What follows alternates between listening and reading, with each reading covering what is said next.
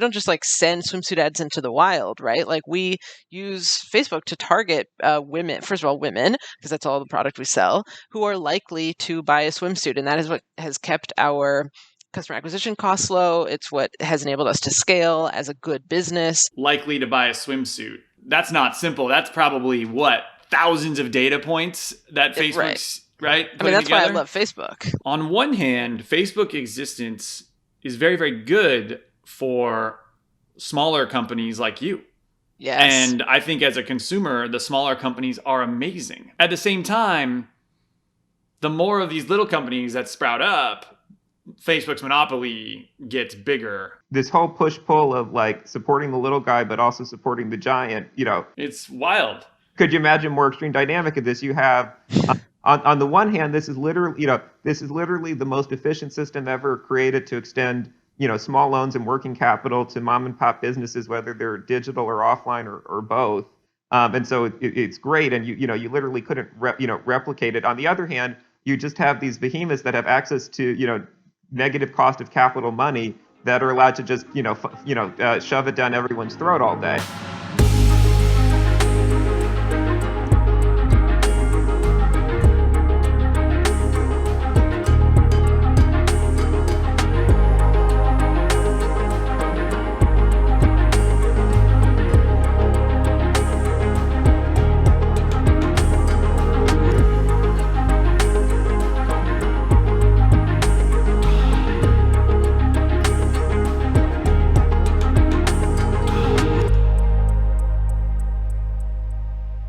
Welcome!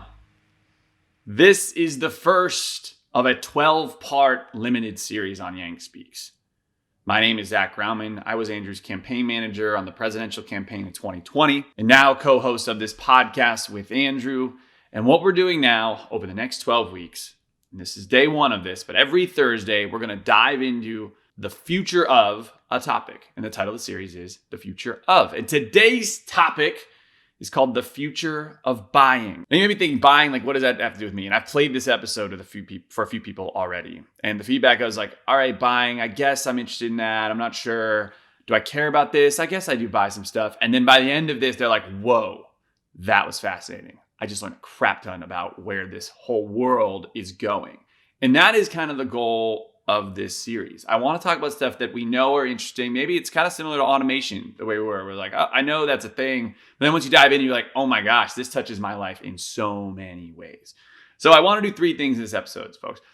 One, I wanted to dive into the world of e-commerce today, like how we buy and sell transactions and how the internet has completely changed that, both on the business side and how we hit it as customers. Two, I want to talk about where it's going. I want to talk about what the cutting edge of this looks like for years to come. And then lastly, in true Andrew Yang fashion, I want to talk about our humanity, how this actually impacts people and humans and families. So I brought on two amazing guests. The first guest is a guy named Jesse Horwitz. And Jesse is a co-founder and CEO of a company called Hubble Contacts and has started a bunch of e-commerce sites. You have likely bought one of Jesse's products at some point or seen his Facebook ads. He is a digital advertising and digital e-commerce master. And the other guest is this incredible entrepreneur, Melanie Travis, who's the founder and CEO of a company called Andie, which is a women's swimwear company, and they sell only online. And it's amazing to see how different that type of business is than businesses started maybe a decade ago or even more recently. This conversation is dynamic. It's exciting. We dive into a topic. And more importantly, I think on a personal level, one of the things I want to provide to you as you listen to this is the ability to learn something. Because I think we've kind of gone away from that a bit. And I think it's really core to what Andrew Yang stood for. So when I listened to Andrew Yang, particularly when I first met him, I was just always learning. And he just knew so much about a specific, like how the economy was working and what was happening in the fourth industrial revolution. And so what we wanted to do on this limited series is find people who are smart on certain topics, dive in and understand what is going on, how this is going to touch our lives, and ideally go on this learning journey together. But let's go and dive in and actually learn something. If you're going to get on the podcast, you're going to listen to one, put it in your ears, maybe come out a better, smarter person. And so I learned a ton from this conversation in particular. Jesse and Melanie they're incredible. They're just fascinating humans and they're easy to listen to and they know a lot. So I'm excited. I'm working hard on this. You're going to love it. So sit back and buckle up. We're about to dive into the future of buying here on Yang Speaks.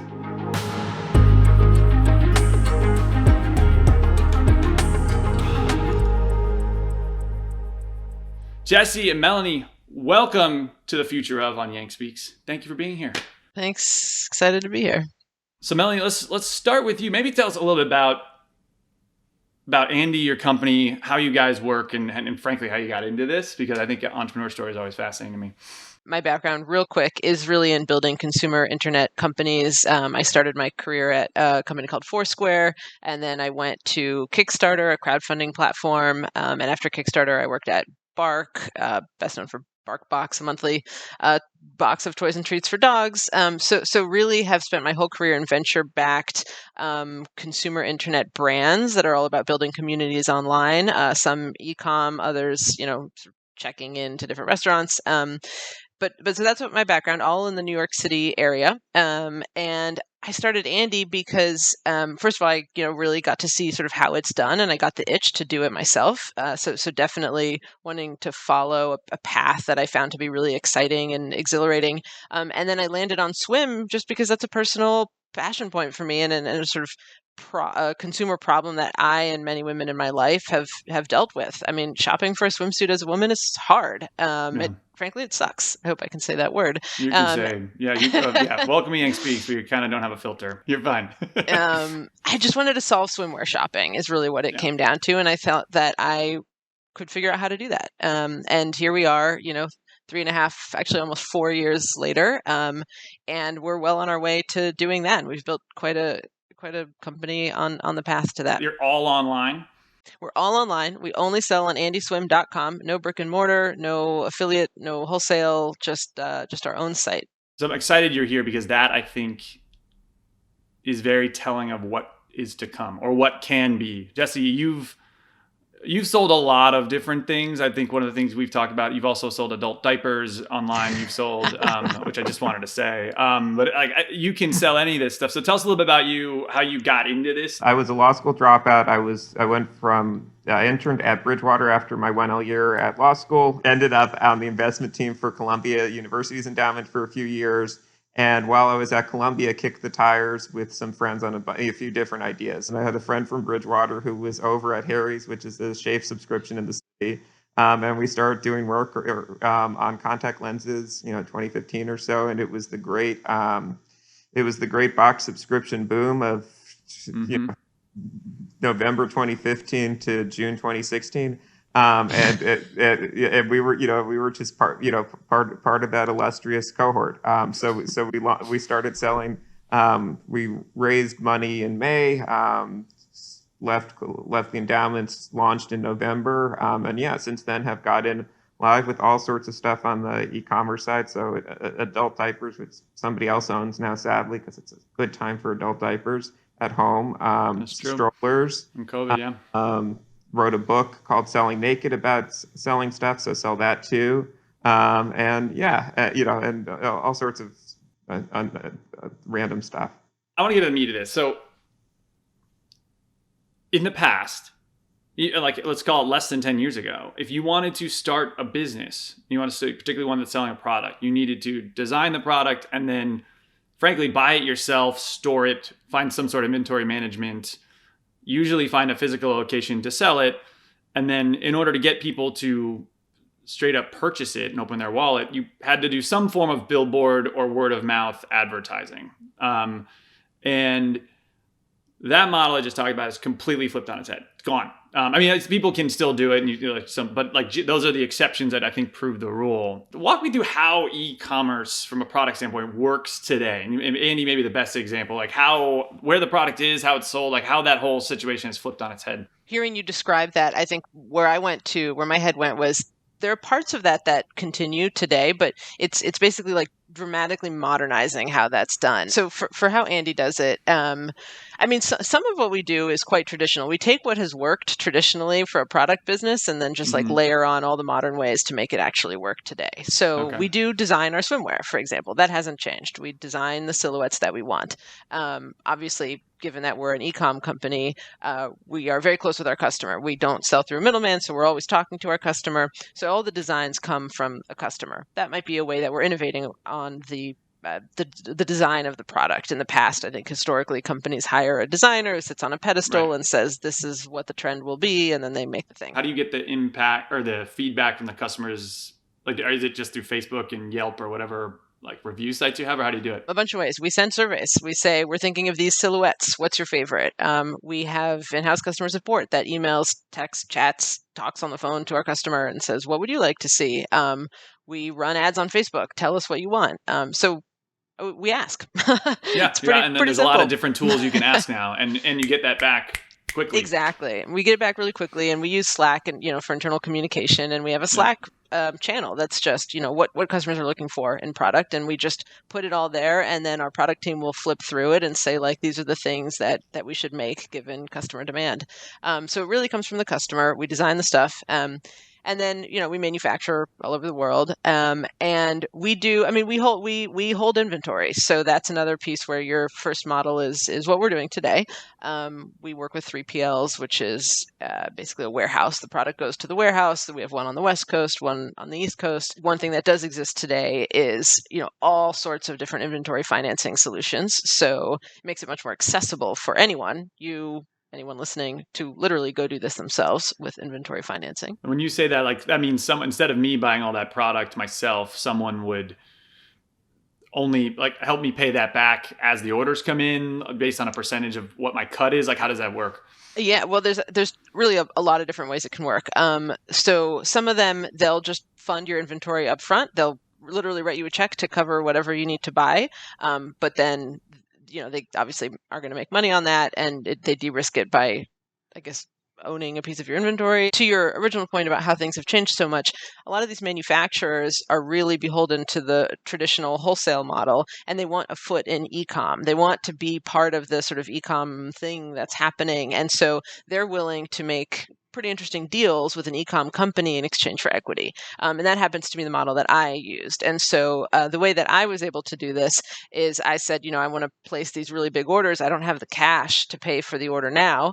Give me something, call it like net 90-day terms, which is, when the swimsuits hit the warehouse, I have 90 days until I have to actually pay the manufacturer for those swimsuits. And so that is what allows a young brand to really grow, because you don't have to pay for the inventory until you've sold it. So that's another way that I think, and then that's a model that I know that Jesse's also into, and it's a great way of growing an e-com brand. Some businesses are truly coming up with new product categories, but by and large, these are existing product categories, or even something like weighted blankets, which is a popular e-commerce category. Maybe not totally original to e-commerce, but definitely was popularized through Instagram. But still just blanket manufacturing. And so, I think if you think about this whole universe, there's this idea that we should be building everything from scratch. But really, a lot of this is taking a lot of infrastructure that already exists, whether that's existing manufacturers, or you've seen a lot of this during COVID, existing retailers, also independent retailers. The Nikes of the world were way ahead on this, but even independent retailers setting up an e-commerce presence.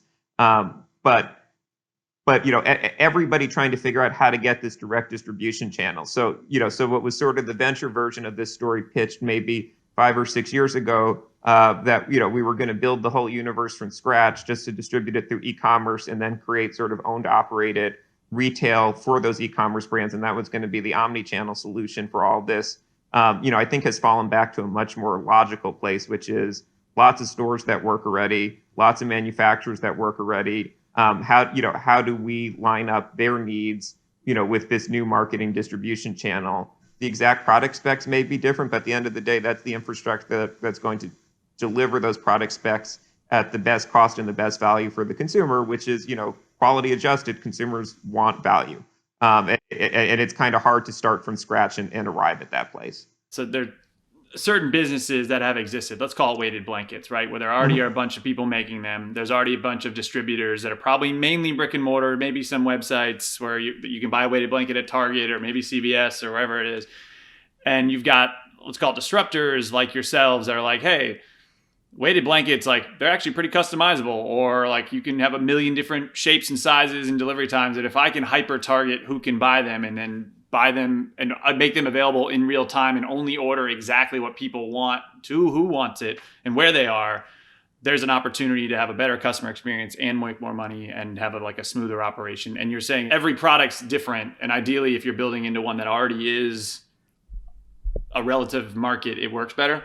Yeah, I mean, to use Andie as an example, like, I'm familiar with Melanie's manufacturer. They supply for lots of different partners, but the kind of product that they're making for the other partners looks nothing like the Andie, looks nothing like the product for Andie. And so, like, you're taking all those raw capabilities of good product construction, low cost on the manufacturing side, all that scale. And you're funneling it to the needs of the specific audience in the specific channel. That is cool. What's new is their interest in working with brands like Andie, because they've seen this explosion of e-com. And whereas in the past they may have said, "Oh, your scale is not interesting. You're not one of these massive department stores." What they have realized is that the world is shifting, and actually striking deals with companies like Andie can be very beneficial. And Andie has grown tremendously year over year. I mean, I think it has knocked their socks off, and they are so happy that they signed this deal, 4 years ago, when we were just a tiny little thing. Melanie, how crazy was it going into these, let's call it the manufacturer deal, and you're like, hey, I've never sold a bathing suit before. Yeah. I bet this was your first company you ran, right? Oh, yeah. Okay. First time CEO, all that. And you're like, and believe in me? Like, how did that go? Imposter syndrome is real. I can say that. I just could not. Oh my God. And I actually went with Jesse to some of these meetings because he was introducing me to some of these major manufacturing players. And we'd go in together. I think he was kind of cool as a cucumber, like he always is. God, Jesse just faking it. I was like, oh my, how are they going to take me seriously? But, they do. You have conviction in your idea and in your product, or what, conviction in whatever it is you want to do. And, right. And that's what you put on the table, and someone's going to pick it up.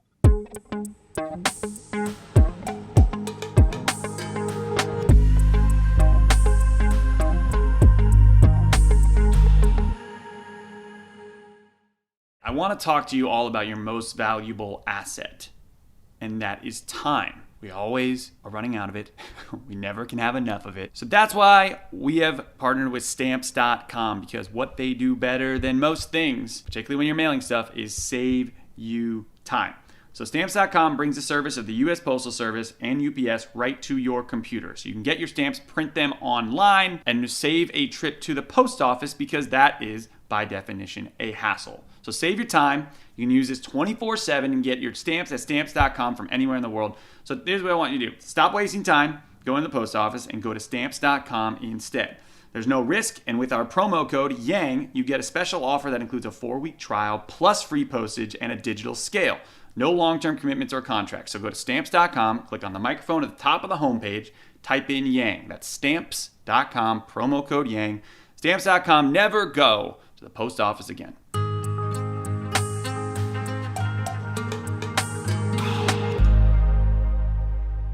You get feedback from your customers in real time. Yep. You've got a manufacturer that has the scale and ideally distribution and ability to pretty much create anything. Yep. And they're now doing it at a smaller scale because they're following the market. How are you finding your customers? We use Facebook and Instagram, both paid and organically. So organic would be, you go to Instagram.com/Andie Swim and you see our stuff. We also run ads. And we use a little bit of Snapchat, a little bit of TikTok. We're on Pinterest. We're sort of like following the what I would call the sort of cutting edge of digital marketing. So always next to find that, the channel where people are going to, and then it's really about the creative. Swim is a visual thing. You want to see what a swimsuit looks like. Probably quite different from contact lenses in that regard. You can't really see a lens. Yeah, but I mean, we run all sorts of goofies. I mean, we run contact lenses in a bowl of milk. We run, screwdriver going into contact lenses. It's one of the things that's really interesting about it. As Melanie said, it's across a few platforms, but this kind of direct response top of funnel traffic, which is, old traditional advertisers always like to segment between their brand spend and their bottom of funnel spend. And when your marketing budget was just search and TV, that kind of makes sense because you're running brand stuff on TV and you're running, then you're buying your keywords on search, but targeted paid, digital media kind of serves both roles. You're getting that, you're getting that very measurable return on the ad dollars, but you're also getting that branded impression with the consumer. So when you say top of the funnel, bottom funnel, just for listeners who may not be following this, top of the funnel is like Bud Light, market it like your brand. The Budweiser frogs. We make it, we make it normal. And then bottom of the funnel is like getting people like, you drink beer in this city, you wear bathing suits because you live in New Zealand and you're on the beach or whatever. And that's the hyper laser focus. Am I getting that right? I mean, for us, as top funnel is something very lifestyle-y. Like, here are beautiful, bathing suits on a beach in New Zealand. Ooh, this is Andie. Bottom funnel is something that's designed to convert the person. Like, here is the swimsuit. This is the cost. These are the specs. Like, it's way more conversion oriented rather than like the Budweiser frogs, which are more just like brand awareness. And it's interesting because then you talk to like, you talk to the e-com manager for like a CPG brand, like a Procter & Gamble or Colgate or something like that. They don't accept sort of the dual purpose that that the branded digital spend is serving. So they'll say like, oh, generally their budget's mostly just going to be search, and a lot of branded search. So like, if I'm the brand manager for Colgate, I'll buy, Colgate toothpaste as a search term or whatever. Or Tide or whatever it is, and then they say like, oh, my return on digital ads is so much higher than yours, but like that, that's being supported by a multi-billion-dollar, offline media work. Exactly. So this is actually kind of the crux of this. I think so many things have changed. Like when I grew up, and I guess I haven't ruled out this dream. When I grew up, I always wanted to be. I wanted to create commercials. I thought that was a fun way to do it. And back in the day, like that was like everything for a company or a brand or an idea. Where it's like if you get the Budweiser frogs wrong, you screw that up. Or I was watching the Tiger documentary on HBO, which is mind blowing. But they made an awesome, incredible like "Hello World, I'm Tiger Woods. Maybe you're ready for me, but maybe I'm not ready for it. But are you ready for me?" Like this is like racially charged and in like a really positive way. It was so awesome. But if you get that wrong, that's why Nikes were making so much money and they're putting so much money out. If you get that wrong, that was kind of it. Like you didn't have the opportunity to hit the bottom of the funnel and convert at a higher rate, right? But now Jesse's talking about putting contact lenses in a bowl of milk just to see if people like it. Like I'm sure you guys are able to A, B, C, D, E, F, like iterate over and over. And if you flop, it costs what? $100, $10, whatever it is, right? That kind of thing. And if it flops, it's not that visible. No one sees it. Yeah, just actually, by definition, no one saw it because it didn't work, right?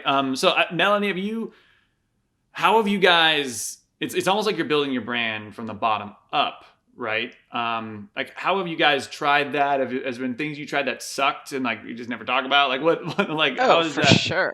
Yeah. I mean, that's the other thing about direct response marketing is, we get feedback from customers on what kind of swimsuits they want to see from us, but we also get that feedback from the ads that we run. And let's say we do.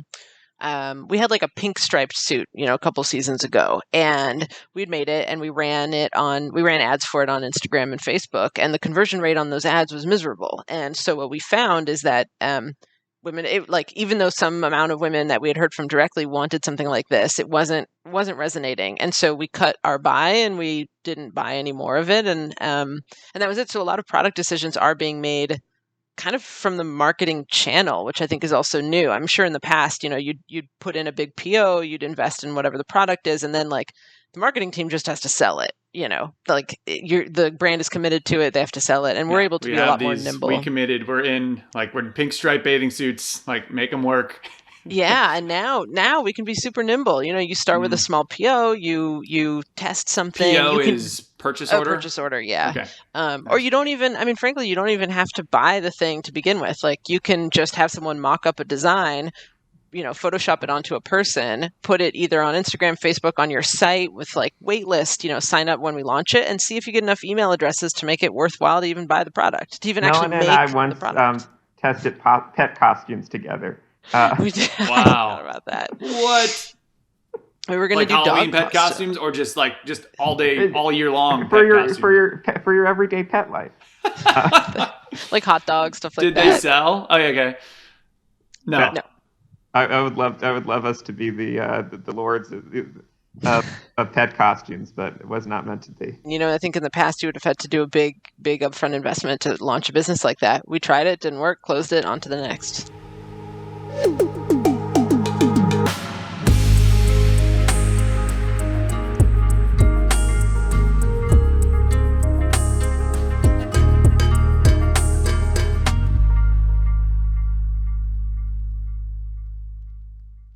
This episode of Yang Speaks is brought to you by Public Goods, the one-stop shop for sustainable, high-quality, everyday essentials made from clean ingredients at an affordable price. It's everything from coffee to toilet paper to shampoo to pet food. Public Goods is your new everything store. Rather than buying from a bunch of single-product brands, Public Goods members can buy all of their premium essentials essentially in one place with a beautiful, streamlined aesthetic.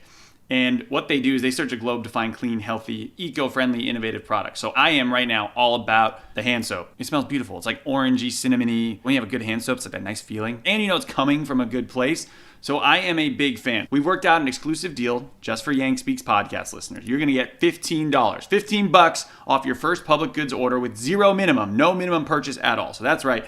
They're so confident, and we are too, that you're going to love their products and come back again and again. That they're giving you, Public Goods literally just giving you $15 to spend on your first purchase. You have nothing to lose at all. So go to publicgoods.com/yang. Use the code YANG at checkout.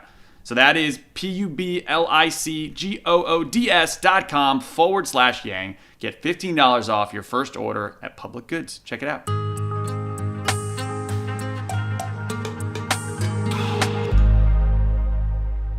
How Jesse and I got connected, and one of the things we did on the 2020 presidential race was we treated Andrew as much as possible as a e-commerce product, which sounds cold and heartless, but we didn't have a big ad budget, right? We actually had no budget. And it was funny because I would go to events, and a lot of the events we were doing were either there's political reporters there or donors or fundraisers who are like more traditional.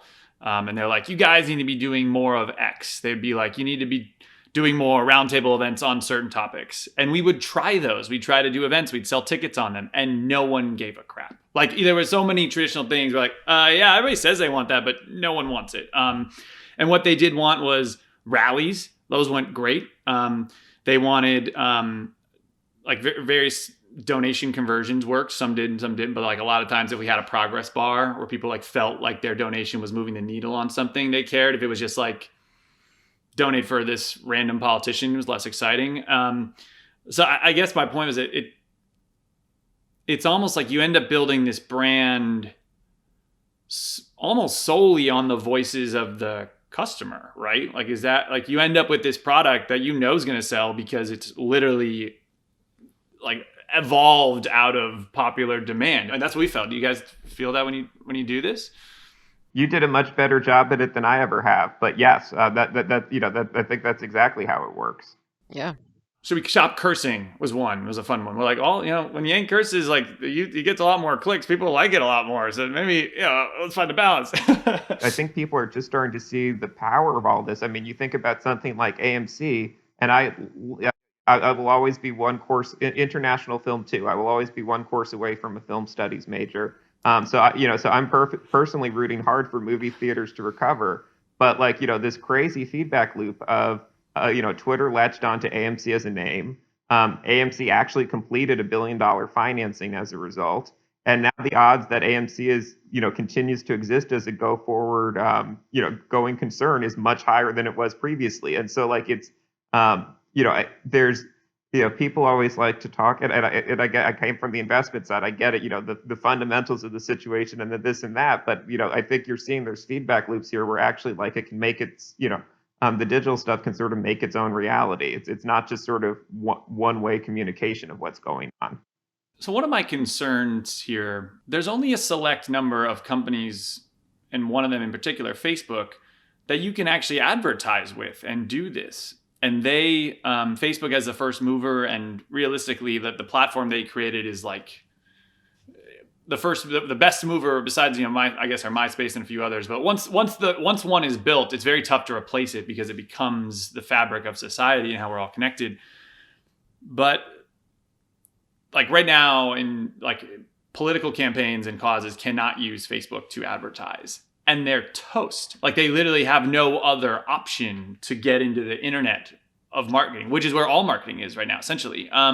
So thoughts on Facebook's role here and what that looks like? Is that sustainable going forward? Have you found other effective options to sell your products outside of Facebook? I know you mentioned a bunch, but it doesn't sound like they were a key player. Melanie, I'll start with you, but like, what are your thoughts on Facebook's role here? Yeah, I mean, where my mind went while you were speaking is the iOS updates. I don't know if that's something that you guys have talked about, or Jesse's wincing. Explain it. I haven't talked about it on the podcast, like the new iPhone updates. Apple is rolling out new iOS 14, a new update to your iPhone. And that'll roll out throughout the course of the year. So it's not going to be like a one and done, bam, immediate thing. But when you get that notification to update your phone, and then you update it, usually do it overnight, whatever. When you're done updating, there will now be a pop-up that basically will say something along the lines of, do you want to opt in to allow brands or companies or advertisers to trace your activities? That is a default right now. So if you have an iPhone, it's like, but unless you go to settings it's and opt out, not opt in. Correct. Right. Currently, right now, you're in it, and you have to go find it buried in settings to opt out. The new iOS 14 is going to opt everyone out, and you have to click to opt in. Okay. Now, I don't think a lot of people are going to click to opt into that, right? And that is basically going to, or has the potential to really destroy, or at least severely mess with the Facebook, business platform. When you can't trace the customers. I mean, we don't just like send swimsuit ads into the wild, right? Like we use Facebook to target women, first of all, women, because that's all the product we sell, who are likely to buy a swimsuit. And that is what has kept our customer acquisition costs low. It's what has enabled us to scale as a good business. And if those acquisition costs go up because suddenly we're targeting you, I mean, like you can buy a women's swimsuit if you want, but you're less likely. You said the term likely to buy a swimsuit. That's not simple. That's probably what? Thousands of data points that Facebook's, right? I mean, that's why I love Facebook.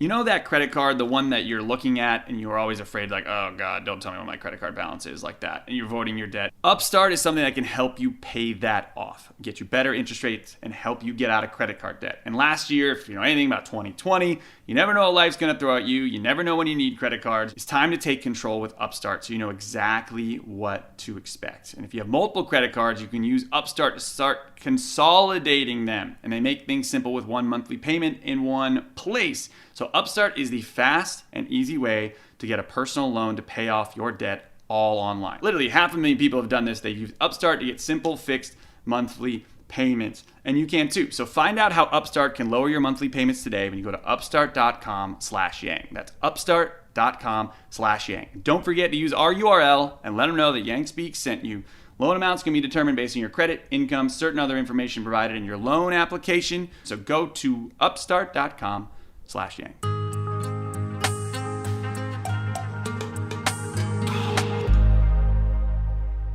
I think the other thing you see happening at the same time is, for a long time we've kind of had the top of funnel digital spend to ourselves because the traditional branded advertisers have been content to hang out on TV, and I think you're seeing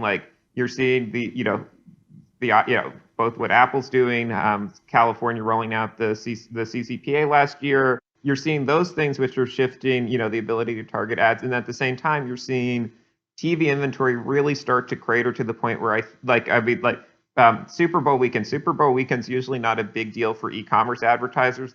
There's periods in the year where ad rates spike and you're sort of, kicked out, it's harder to spend efficiently in the auction, and then there's periods where there aren't. This was the first year Super Bowl weekend was awful. You could just feel a lot of, sort of more traditional brand advertisers who are used to stepping up their marketing spend around the Super Bowl, sort of flex into the Facebook auction. They put their money in digital. Yeah, exactly. They have to, because what they've been doing for years is they've just been bidding up that they've been burying their heads in the sand and bidding up the value of the TV impressions, and just not putting much into digital. And so you could see these two, honestly, not in ways that are great for me, but like you could see these two things come together, which is if on the one hand, a lot of the targeting capabilities of, Facebook and other platforms are restricted. And on the other hand, the offline inventory is finally just melting down to the point that that traditional advertisers are forced with their noses held to spend more on digital.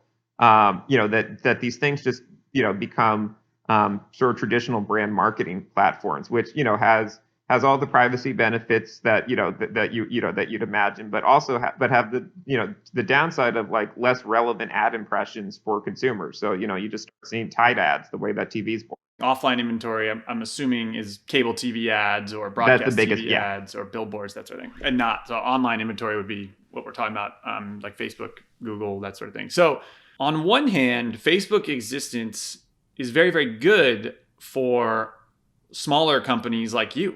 Yes. And I think as a consumer, the smaller companies are amazing because I know the brand, I feel the brand. Like we've used brands. There's one called Outer Known that's actually like a sponsor here for our podcast that we love. Like there's a bunch. I love these brands.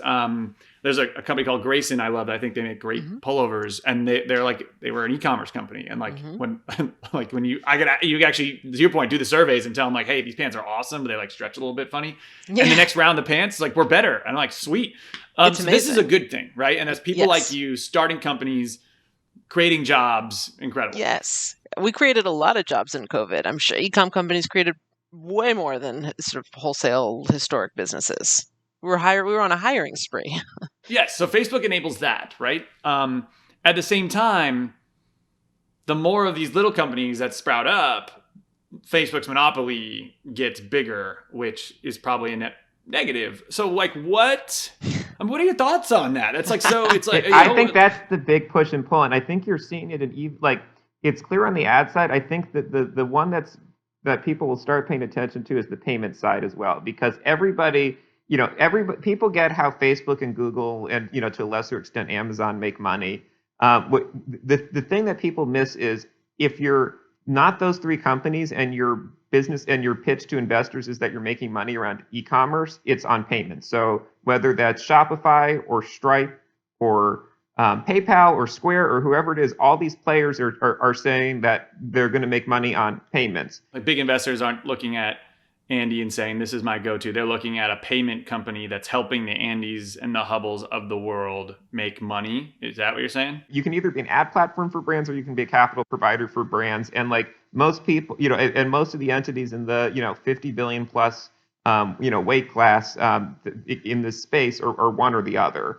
And the payment side gets, if you like, what does payments really mean? Payments really means like lending. You're integrating, you're providing a credit card processor. The way you really make money off of that is you're getting to small businesses or an independent brands, transaction data, and then you're extending them loans.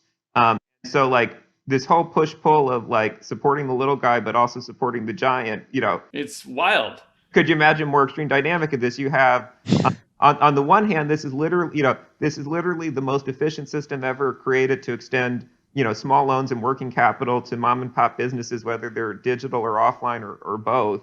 And so it's great. And you literally couldn't replicate it. On the other hand, you just have these behemoths that have access to negative cost of capital money that are allowed to just shove it down everyone's throat all day. So yes, I think these exact kind of push and pull of the platform and everyone else.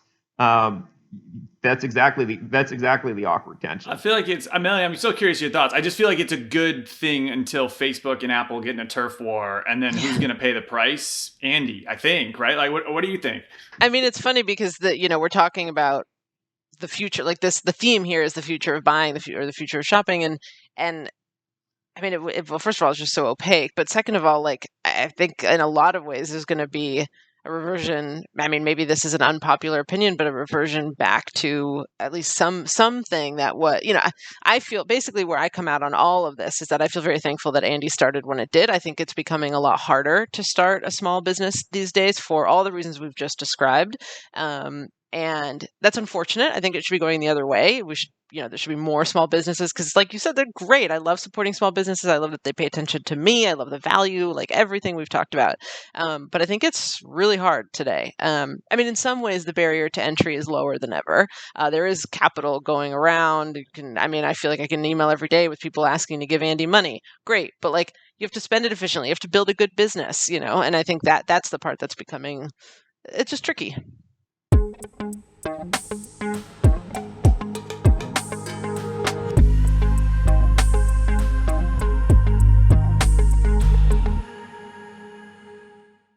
This episode of Yang Speaks is brought to you by Liquid IV. The reality is this energy multiplier is a game changer. So I take this stuff pretty frequently. Sometimes I take it when I'm a little hungover, to be honest with you. Sometimes I take it just in the morning, give me a little pick-me-up. It's got a little caffeine in it, but it's got energy. It's got 3 times the amount of hydration you get from a glass of water. It is a very quick and easy, open the packet, dump it in water, mix it up, and drink it way to improve your energy in the morning or frankly at any time. Half of Americans right now say they struggle with daily fatigue. I bet that number's higher. I am one of those.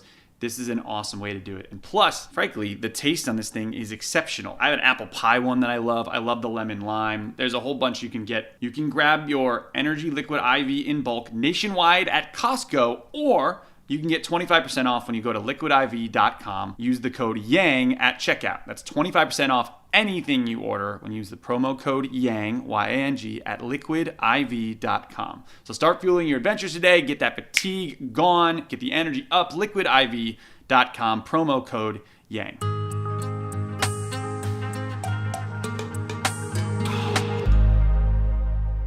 I'm curious of what policy solutions are. And the one I was thinking was look, what we did in the big trust breakups or the big monopoly breakups, where it's your Trains and your Rockefellers, your Vanderbilts, where they're owning things that eventually become a form of a public good, where everybody needs a train, and whoever took all the risk on to build that is just going to own it, and they can abuse that power. So they get rich because it takes a lot of heart and strength and expertise and risk and all that stuff to, you have your rich families and people and employees that took that risk on. But eventually you start to have to distribute the gains because you're hurting people. And I wonder if Facebook ends up having to be the same thing, where they own all the data. As of now, there's no platform where others are going to be sharing that much data at the same point. There's probably Google's one and Apple's one, but eventually the government has to say, look, we need to start brokering this information out for the mom and pops of the world. You can still get a cut, but you will not be printing money hand over fist like you used to, because the people here now are now a generation removed, so they didn't take the risk. They don't deserve it. You built the moat around your business, and it's time for the government to kind of just, I don't like the level the playing field thing, but generally make this, keep the good and not make it exploitative. I don't know what you guys think of that. It's look. I selfishly, I love anything that that supports the little guy against the platforms. Trying to wear my outside hat. I think I always have a lot of trouble arguing against things that are good for the consumer. And so if you think broadly, what is the net impact of these large internet platforms? They create conditions of perfect information and perfect competition and infinite substitution. And first, microeconomics 101. When those are the conditions of of the market you're in, your profits are going to be zero. And so I have trouble. I've proposals that kind of try to step in and hurt the consumer by relaxing those constraints. I have trouble with. I do think, and look, we're playing it out slowly over time. I think it's funny when you have these big antitrust conversations. It's okay, 20 years ago or whatever, Facebook didn't exist 20 years ago, but 20 years ago everybody loved Google and Google was good. Now Google's evil. It's the same freaking people. And so I think it's totally reasonable to say 20 years ago this was an infant industry. We put a bunch of rules in place to support it as an infant industry. Now it's a cash cow. What do you do as a society? You milk your cash cows. And so I think there's there's a more gradual sort of renegotiating the deal. And I think it could happen in a less fraught way, because I don't think about how awful COVID would have, it feels not much harm to, hurt these big players, but if Amazon were meaningfully incapacitated, if some of the media platforms were media incapacitated, like this whole lockdown would not have been possible to the extent that we managed it at all. And so I think it's tougher because you have to do it gradually because it's all based on trying to figure out what level of profits and revenue these businesses really need to continue to operate at to operate at sort of peak level. And so they should whatever, it's like any negotiation, you gradually hack away at that. And yeah, and the government does not have a good track record of doing the things I just mentioned. So it was in terms of trying to get in there and help distribute the gains here. Yeah, but each year you chip away a little bit more, and I think the thing that's unfortunate is a lot of the time that you chip away and you chip away in the game, and the things you chip away go to a relatively insulated group around the government that gets it in the form of new rents, expensive regulations to manage, and it would be a lot nicer if we figured out this time, how to take those excess profits and get them in actual constituents' hands.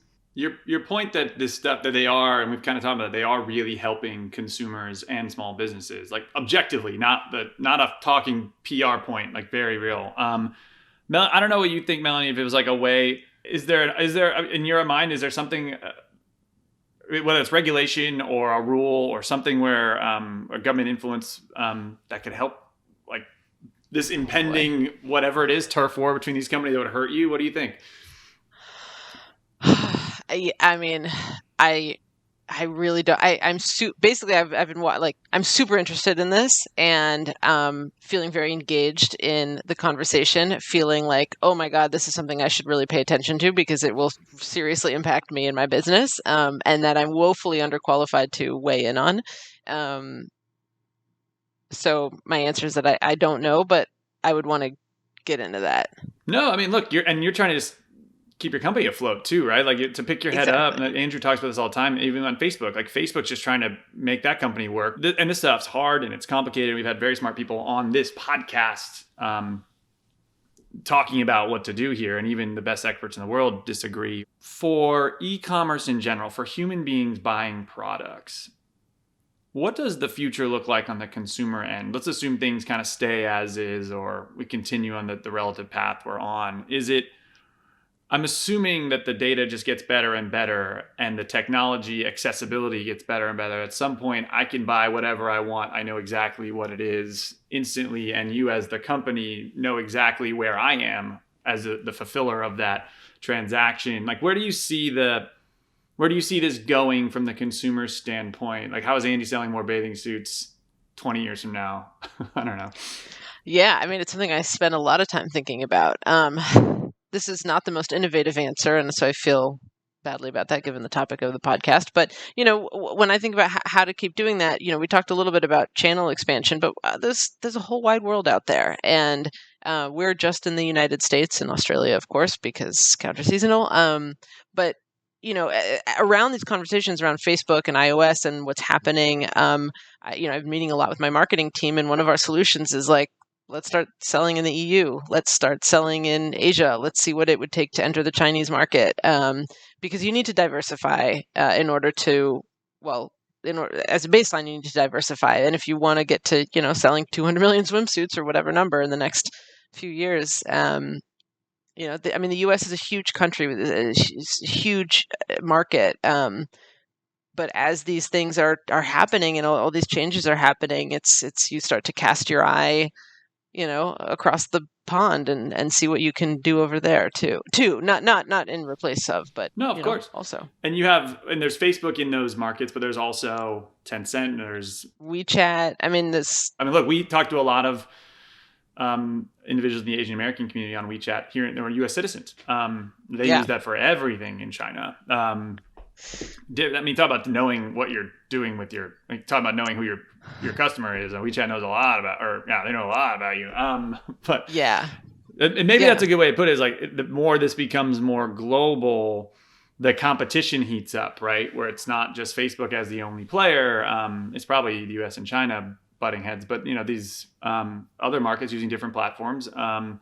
different data, different way to target people. I'm hoping that the next 20 years of commerce are a little more boring than the last 20 years, and that, like, in a lot of ways, this whole, and maybe this will just continue to be the paradigm, but, the paradigm of, like, venture as, like, information technology investing, and, like, think if you were sitting around in Detroit and you had venture as the, automotive investing, and, like, it would look really good in 1890, 1900, 1910, 1920, and then, like, you'd hit your 1935 vintage, and Ford and GM were created already, and it would look real rough from there. Like, this is which doesn't mean, like, e-commerce will, whatever. E-commerce will probably continue to gain share. That story's not necessarily played out, but a lot of this starts to feel like a more mature industry in that you have, and look, I think this is a lot of the antitrust tension. Consumers feeling less product improvement in the services that they're using, and that those are more mature products. The companies involved in those businesses, trying to maximize profit over revenue growth, because they're not quite as much in that, like, hyper growth mode anymore. And I think I think there's a lot that's goofy about something like Bitcoin soaring up above 40, and Tesla, an $800 billion company. But I think, like, but I think one of the things in there is, like, people trying to, people hoping that, like, it rotates what industry is sort of, in the focus. And if you went back 15 or 20 years ago, everybody was excited about BRICS and emerging markets. And then the last 10 years have been, digital. And, and in the 90s, it was big box and Walmart. And, like, an industry just doesn't get an infinite day in the sun. And I think I think there's been a lot of gains from sort of, better information management, but I for one would be excited to see the next something energy be the really exciting thing in the next decade, life sciences be the really exciting thing in the next decade, that, like,